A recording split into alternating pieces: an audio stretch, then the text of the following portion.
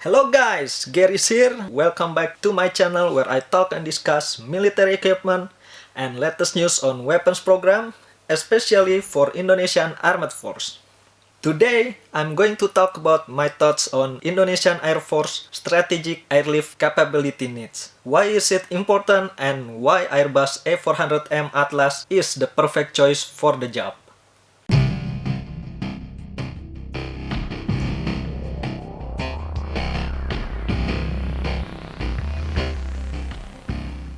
First of all, what is strategic airlift capability? According to the North Atlantic Treaty Organization or NATO official sites, it's a capability to transport personnel and equipment by air over long distances. This last phrase is the key, and I also want to include here the ability to carry oversized cargo on the specification requirement.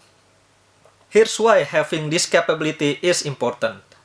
Let's say you have a 30 tons APC or medium tanks that is based in Java, and you want to mobilize it quickly to North Borneo. What kind of transport will you take? Transport it by air to the nearest airbase, or take a ferry from Java Sea, then continue by land?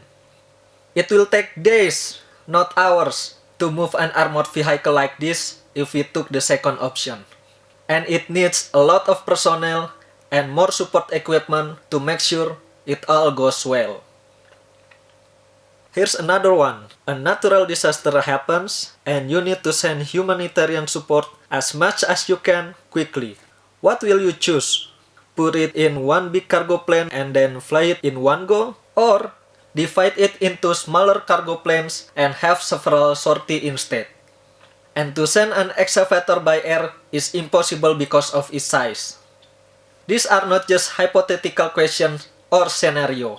Natural disasters happens every time. We don't know where and when the next one will be, but we must be ready. As we all know, the biggest cargo aircraft that Indonesia has is C-130 Hercules. It has become a workhorse for Indonesian Air Force for a long time since its first flight for the Air Force in the late 50s. It is really a versatile aircraft and does a ton of work providing military, civil, and humanitarian support.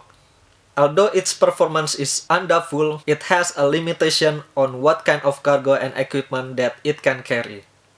To give you some perspective of what I said, let's dive into its general specification. I picked the C-130J-30, a stretch Super Hercules from Lockheed Martin official site for an example. It has a length of 34.37 meters, height of 11.83 meters, and a wingspan of 40.38 meters. It can carry a maximum of 18,748 kg of cargo. With 4 Rolls-Royce engine, it has a maximum cruise speed of 660 km per hour and a range of 2,450 nautical mile or 4,537 km respectively. The C-130J internal cargo floor has a length of 16.76 meters, width of 3.04 meters, and height of 2.74 meters. With a total area of 51.09 plus 9.94 square meters, it has a cargo volume of 170.52 cubic meters respectively. It can carry up to 64 paratroopers, 92 combat troops, 6 pellets, 2 or 3 Humvee, or 1 M113 armored personnel carrier. Basically, anything that has a dimension smaller than its internal cargo and below its maximum cargo weight. That's a great capability, right? Yes, it is, but that's not enough. Indonesian military is modernizing its equipment and capability so they can meet the minimum essential force by 2024. We call it Alutsista, Main Weapons in Arsenal System. To reach that goal, they are acquiring a lot of new weapon systems. Pandur II with Austria and medium tanks with Turkey to say the least. They are both weighing 22 and 35 tons respectively. When these new vehicles soon enter the operational phase, we need a platform that can transport this vehicle. For an example, when TNI is doing a joint exercise, The only way they can transport their oversized vehicle like tanks and combat vehicle across islands is using the Navy's LPD or LST. If we have multiple choices of how to transport the same equipment, better yet quicker, it will enhance significantly the TNI logistical capability and flexibility. I'm not trying to sideline C-130 or the Navy's capabilities here. What I'm saying is, we need a platform that can strengthen this capability and also answer future military challenges. Recently, I read a book by Miss Koni Rahakundini Bakri, one of Indonesia's top defense studies expert, called Defending Indonesia from 2009. In her book, page 122 about Indonesian Air Force posture, she wrote that Indonesian Air Force ideally needs 10 transport squadron. Right now, we only have 6 of heavy, medium, and light squadrons. They operate C-130, CN-235 or 295, and other smaller aircraft like N-212. To meet Air Force ideal posture and face future challenges with a limited military budget, TNI must pick carefully a platform that can meet this requirement at reasonable price. So in my opinion, the best option for this requirement is Airbus A400M Atlas. It has tactical mission capability, like personnel and equipment transport from and to the frontline airbase or unprepared landing strips. It also can carry a bigger payload like Pander 2 or medium tanks over long distances. Plus, it can perform a tanker mission as well. A400M has a length of 45.1 meters, wingspan of 42.4 meters, and height of 14.7 meters. It can carry a maximum of 37,000 kg of payload.